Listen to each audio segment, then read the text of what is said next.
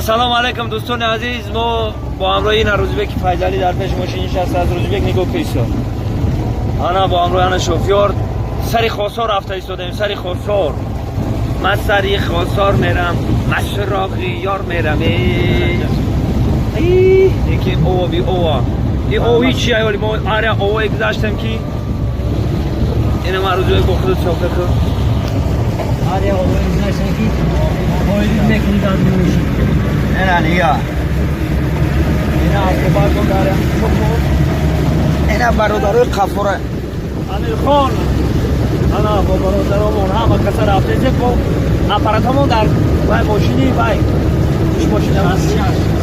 66 ماشین 66 اکتیو اومده. سری خواستار خیر است.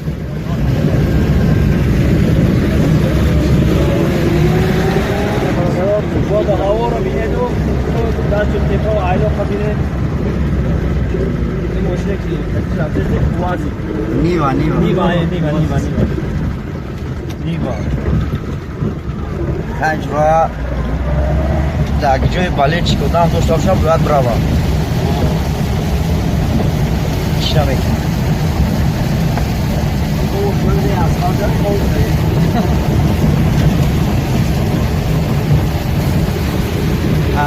رفیقی مایدا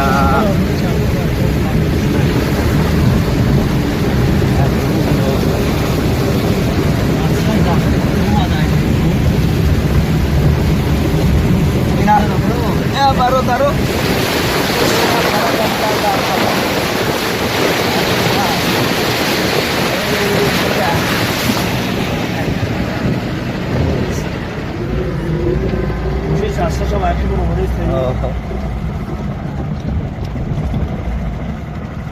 راشتی بگذاره اوه اون خیرسه چم که خیرسه اینو برو خیرسه چم که خیرسه ای را یه جو خیرس بسیار نه در کدام سوسا چوی میخواد فاطمه آدم نگاه خرکی اون خرکی دیگه با خیال خیرس کدام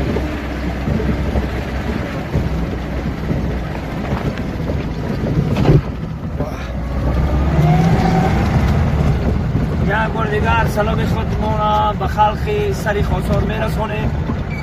شخصیت میگذاره چی؟ شخصیت تیز میگذاره اون بگذاره ماشاءالله برادرو اوه این نه اپاراتمون ای تماشا کن ای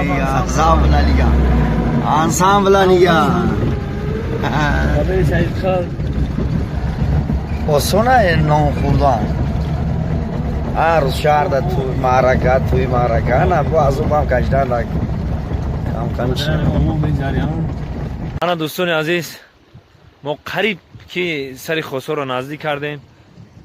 البته این امیر خان تورات کیسه اینو برادرمون شوفیور در اونجا نماز خونده است. این روزبک فیضلی تورات نه گو ما بعضو نماز رو میخونیم. نه بچه چه رئیس سری خسور مردمی سری خسور سربلند باشند.